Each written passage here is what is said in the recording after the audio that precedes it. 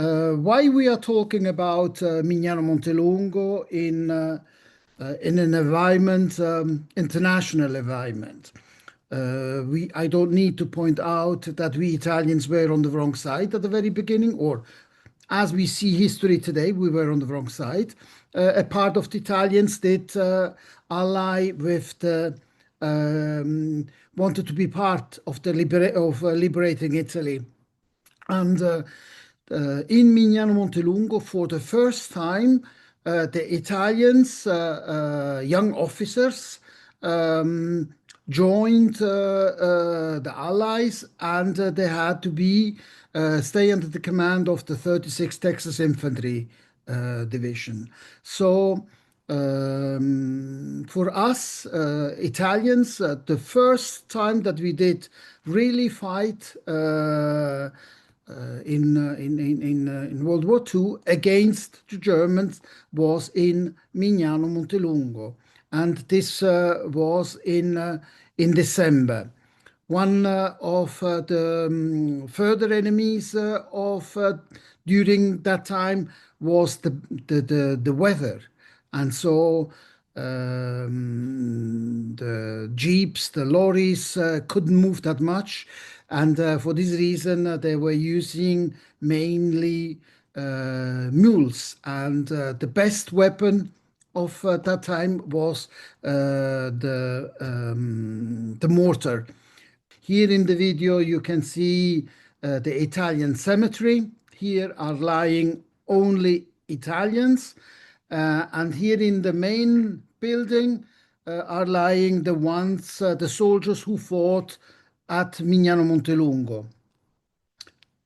And here you see the top of the hill of Mignano Montelungo, and on the left you see the valley when you come from Naples. So the Germans were up here and made the access of the Allies very difficult. As you can see, we had a fire, and here in our area, when there is a fire, they don't access from the ground, because there is always still the risk of mines and bombs, because during the war tons of bombs that have been unloaded. And so here you see on the left is where the Allies came the way up, and on the right there is the path to go to Sant'Ambrogio and then down to Suio to arrive to the Garigliano. These are the students, the cadets in the cemetery. It is a tradition that they come on the 8th. And as you can see of the numbers of the mayors, it is a ceremony which is for the Italians very important, because every 10 years we have for certain the visit of the Italian president, but we are also facing the problem that the younger generation begin to forget. And Elizabeth, one of our goals of Freedom for Italy, from outside of Italy, there is coming the help to suggest us to not forget and to appreciate what we have, because it's very important that the legacy, that the importance of the lives who have been sacrificed to liberate us should not be forgotten, and that's very important. And we Italians do also appreciate all the friends from all over the world who join us to talk about, especially about what happened in Italy. At the commemoration where all the sectors of the soldiers present the army, the navy, the police. And here we have our famous carabinieri. I have been told by very important historians who work with NATO that because the Carabinieri is military police, and they are in the NATO environment uh, very much appreciated because the Italians, the Carabinieri, is the sole military police which has experience to work with civilians as also with military, and this is very important. Also, when they go in the mission, and very often the Carabinieri are also teaching other countries how to set up the police. Veterans, uh, and here we have this is a mountain soldier, and this is a alpino, and you can recognize it from the feather. And this is the Bersaglieri. And when you have this blue ribbon, that means that he is commanding all the operation during the ceremony. Even young, but doing already this. And we had also on the right, that's the mayor of Mignano Montelungo.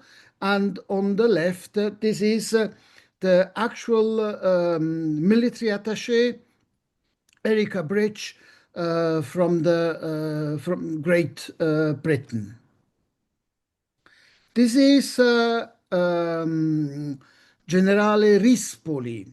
Generale Rispoli is in charge in a certain way like Commonwealth. So he is the responsible of all the Italian cemeteries worldwide. And in this occasion, he did also come. And here we have Mrs. Rauti. She is responsible, the vice minister for the defense.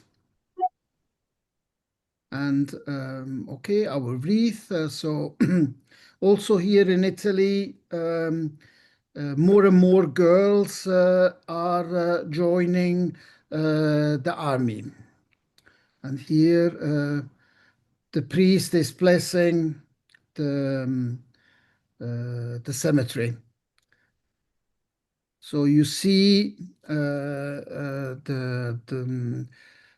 the flag. I have been explained that in this cemetery, even if something bad happens, the flag it will be always on the top.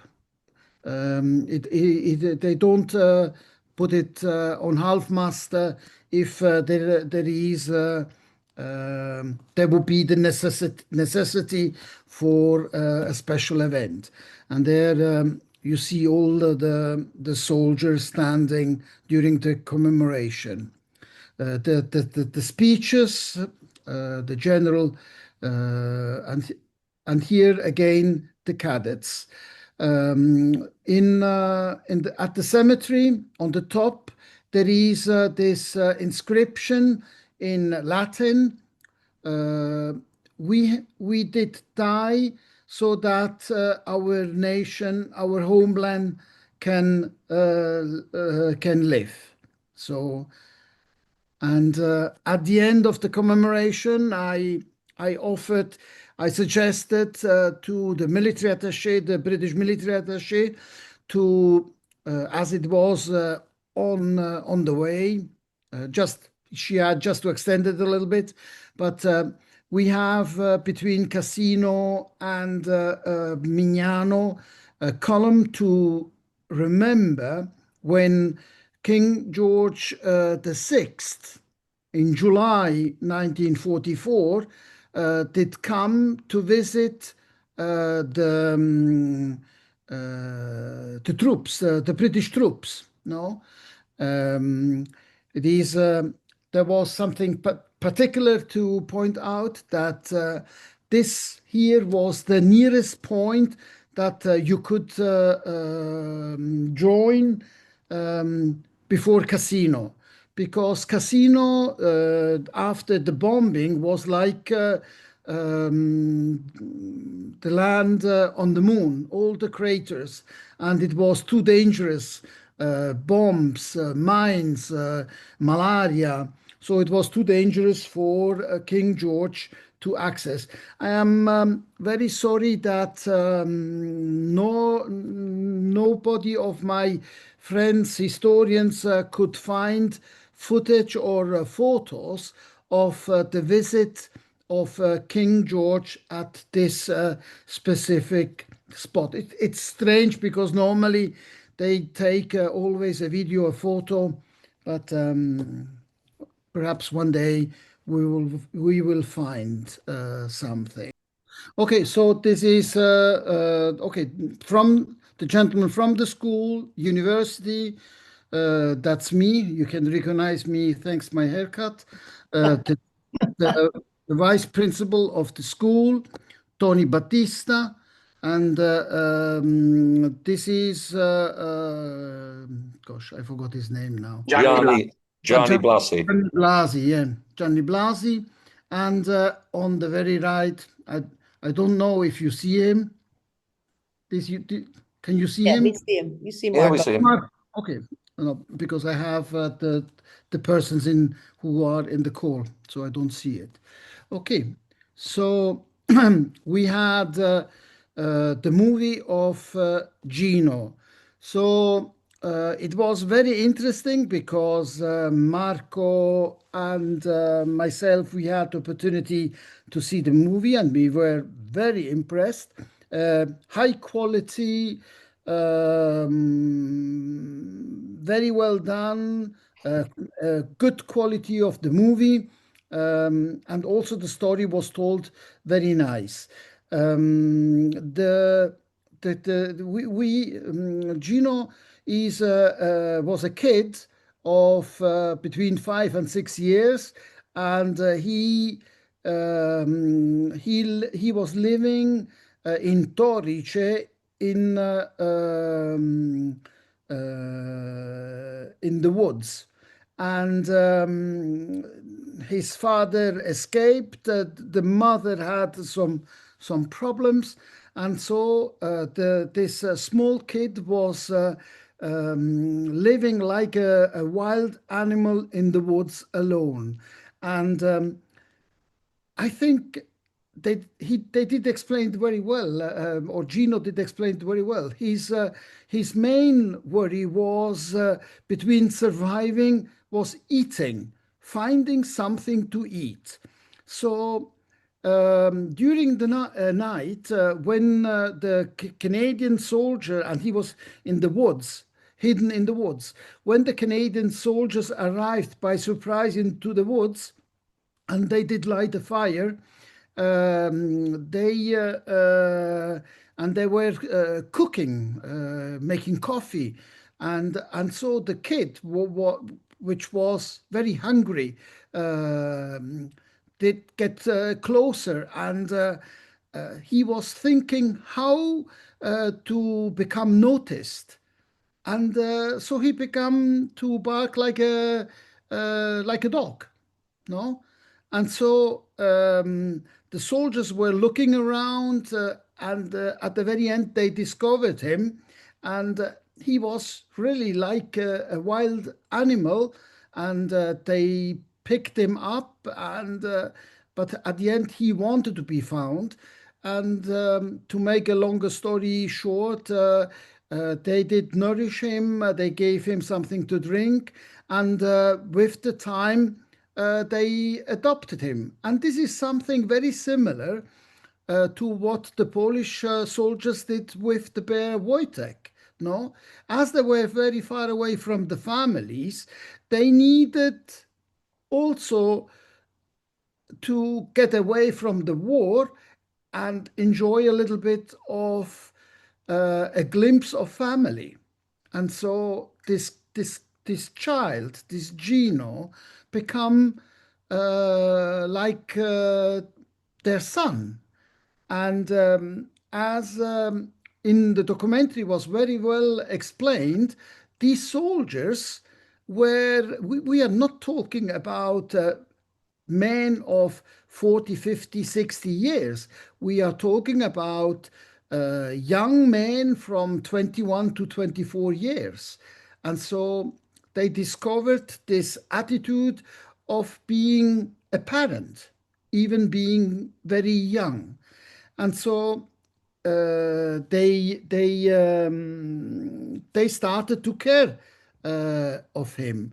And here we have I don't know why now there is all these green in the face of Gino. Gino is today 88 years old. He has a very clear mind, and further on, I will share some thoughts that he did suggest us. Here you see Tony and all the students. The room was nearly completely full, and the students did pay did attend the perform they did see the movie with great attention. And here, for example, no, this is just a couple of moments. I did film it. The voices, the sound is not important, but it is representing Christmas. So the soldiers were sharing with Gino, with this young kid who acted as Gino. And so they were giving him presents. And so they gave him also this bicycle, and which if I did understand well, this is the original one. Gino did keep. He got a lot of photos, a lot of these toys. He still have them, and the Gino is dressed as a soldier, and this because the Canadian soldiers, they were also nice to other people, to civilians. So a lady did from a standard uniform, she took the uniform apart and sized it to that this kid could wear it. And at the end, this Gino, for about 1 year, these soldiers were taking care of him. And after their duties as soldiers, they were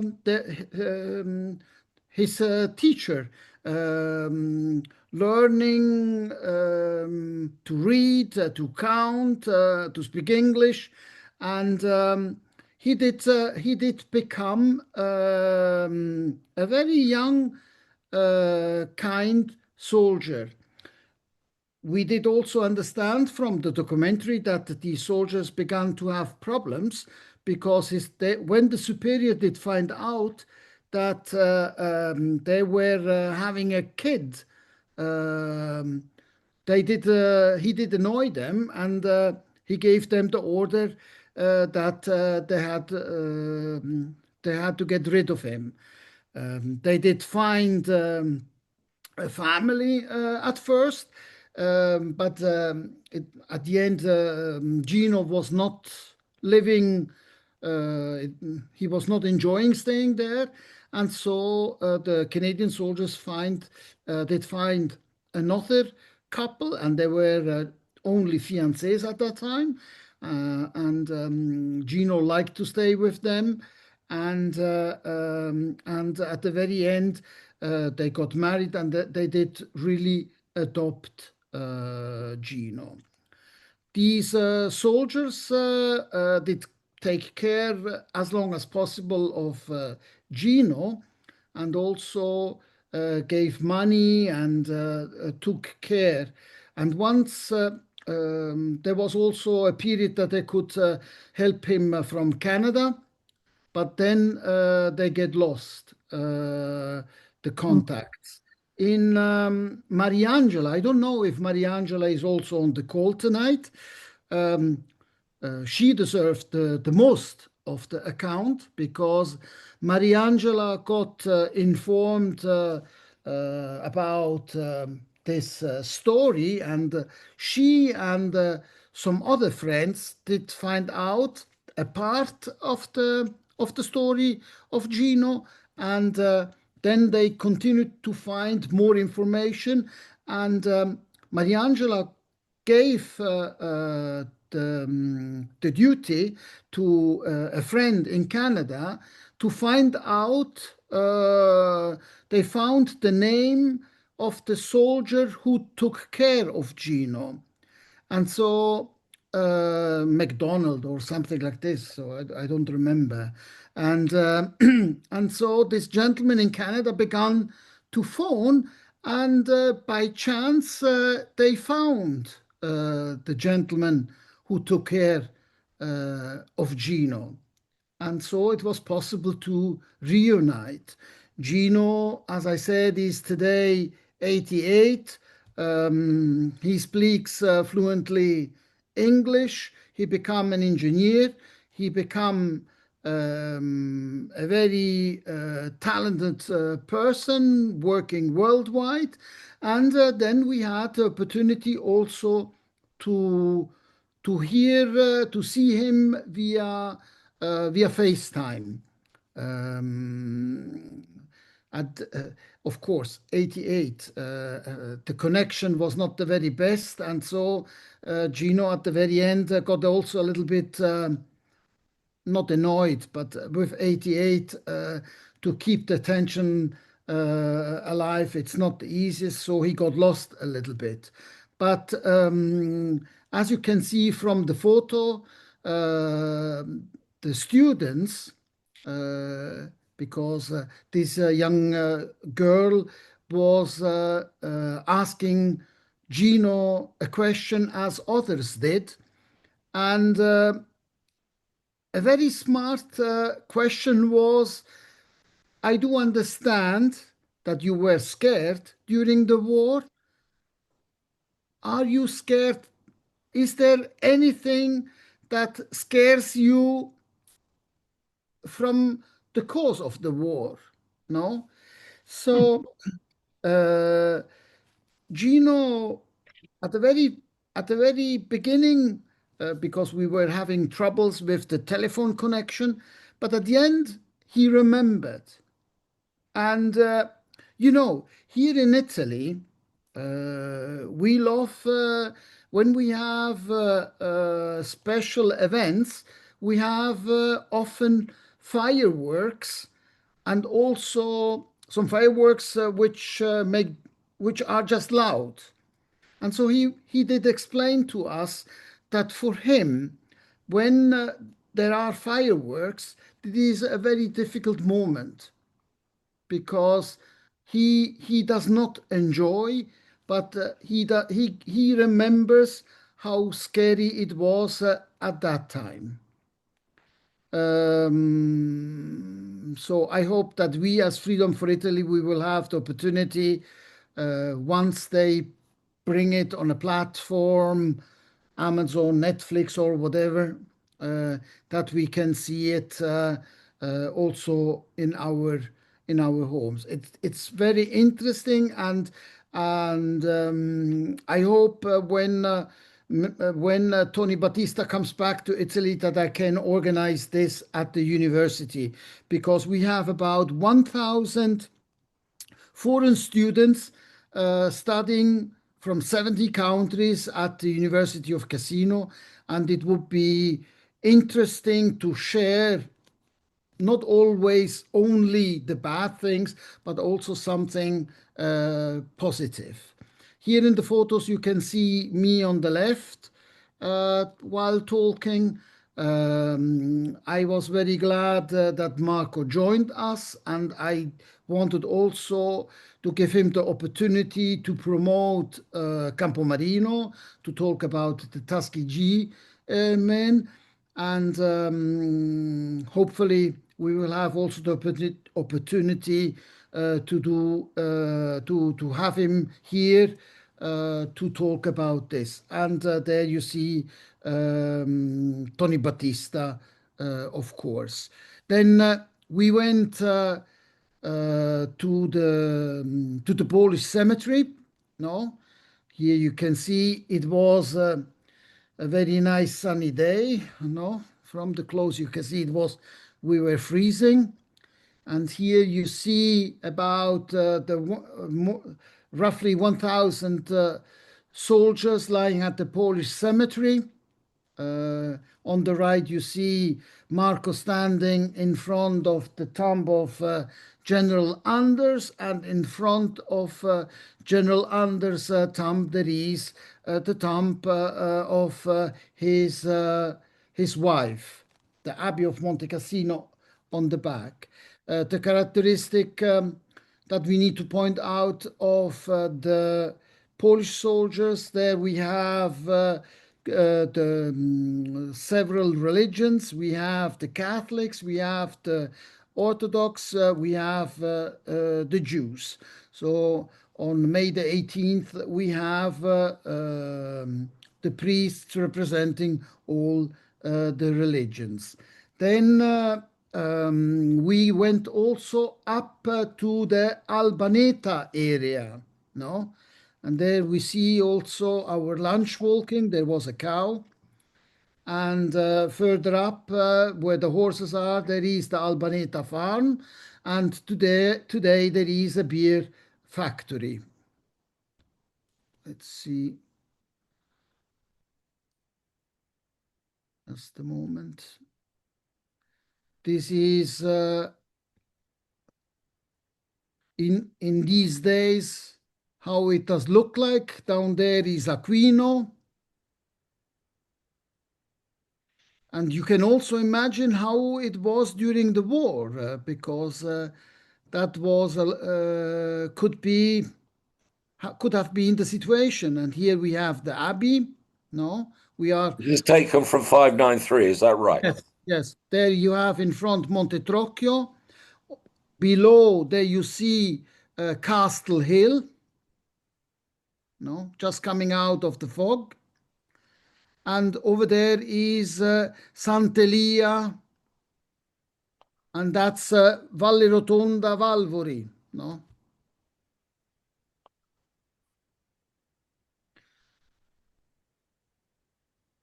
Okay, this is the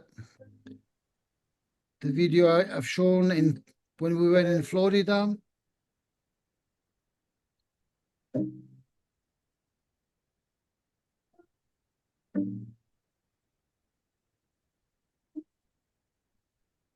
We have about 20 monks.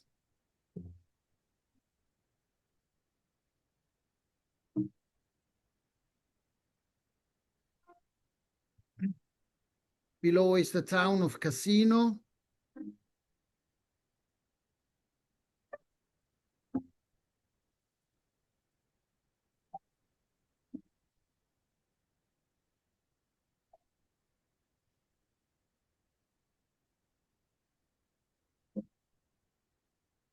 Polish cemetery and point 593. And on the back, there is Albaneta farm.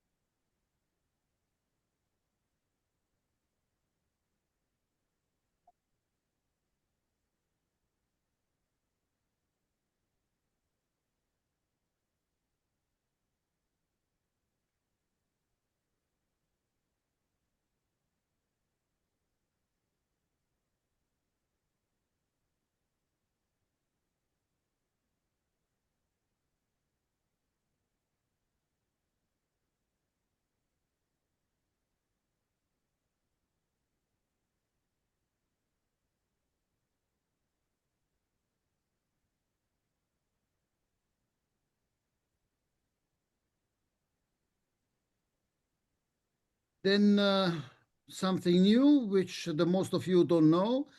We went to the gentleman in the center is a Canadian, and his name is Benedict Benoit, and he is the responsible of the brewery. And so I thought it would be nice to introduce these gentlemen to the other Canadian. And here we have them. And on the right, you can see the beer, the Monte Cassino beer.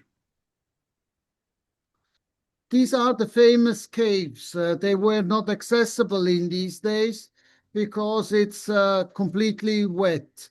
In these caves in San Pietro Infine, in December 1943, were hidden about 500 civilians. So if you take the time to see the documentary on YouTube made by John Huston called San Pietro, you can see how difficult it was for the Americans to attack and for the civilians to hide them to avoid to be killed. It is.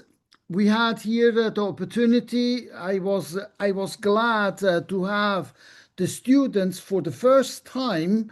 I had the opportunity to have students at the commemoration from the Naples High School because I did point out that for Americans, the Battle of San Pietro, which happened from until the 17th of December, began slightly after the Mignano Gap battle.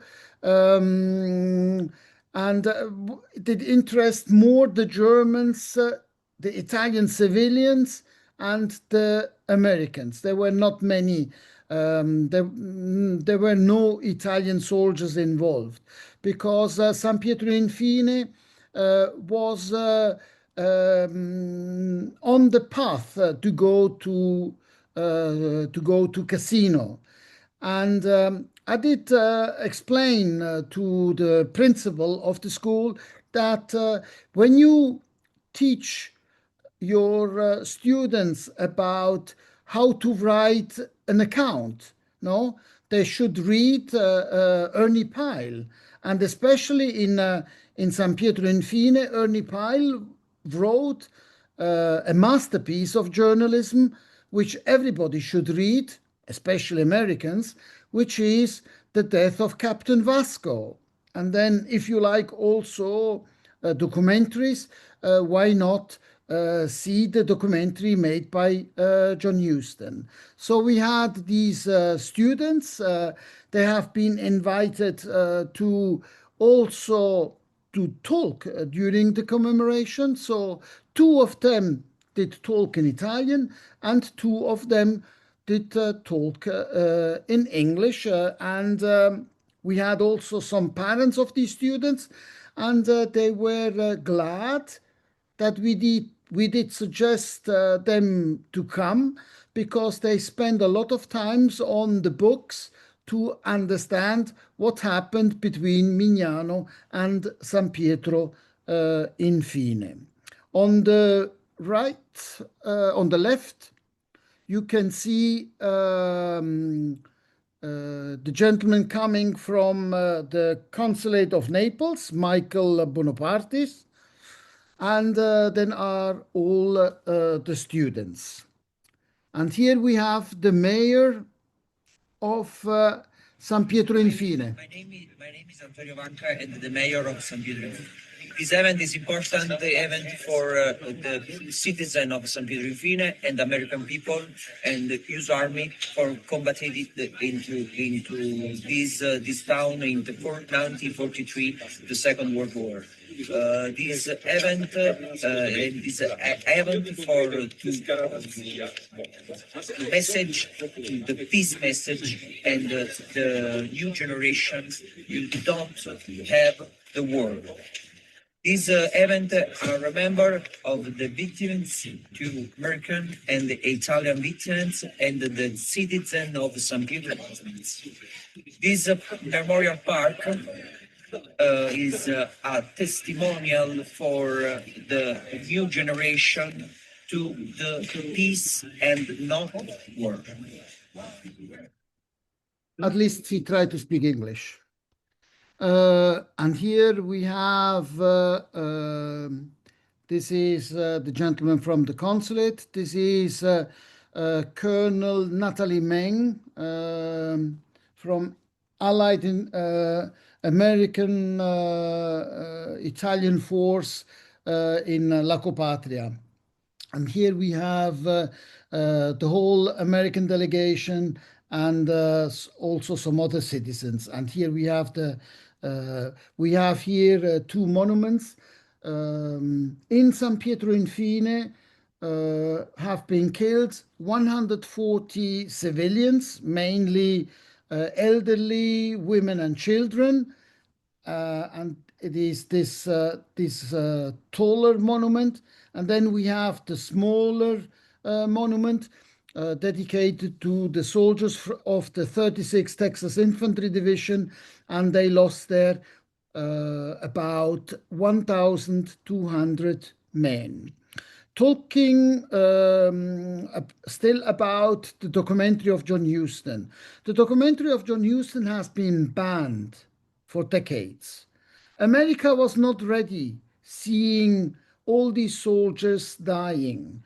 America was needing soldiers and also officers, and therefore they couldn't show all these men dying.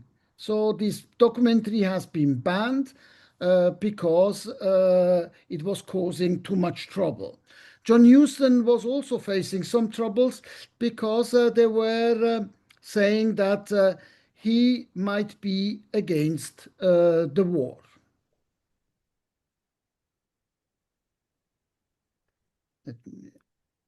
Okay, these you can recognize me with this silly smile of mine. Colonel Natalie Meng, airborne, and this is CSM Jefferson. So was also important to say, because at the end I have a great friendship with them in Naples, and they ensure me now more than a decade always the color guard. So it's an important friendship that has been built up through the decades. I was talking about the movie, the documentary. Colonel Meng is giving here the coin, no, of her battalion, and this gentleman here, here you can see the photo, no. For the ones who have seen the John Huston movie, perhaps recognize this kid walking down the steps with these very large shoes. So if you watch again the John Huston movie, you might recognize him. And here Antonio Masello, quando io ero piccolo ero nelle grotte e poi, non so, un giornalista americano si chiamava Houston e mi ha scattato questa foto. So he was saying his name, Antonio Masella, and a certain Houston, a journalist, I don't know why, took the photo of me, but he didn't make the documentary, so it was funny. And so here you have you see another coin that he did receive some years ago.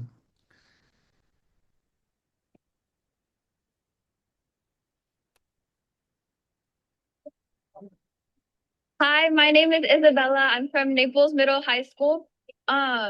And I'm from Dallas, Texas. As a fellow Texan, I view the Battle of San Pietro as a testament to the quiet toughness of our men carried with them overseas. Their determination under such harsh conditions reflects the character we value back home, and it's something I continue to hold in deep respect as I live abroad here in Italy.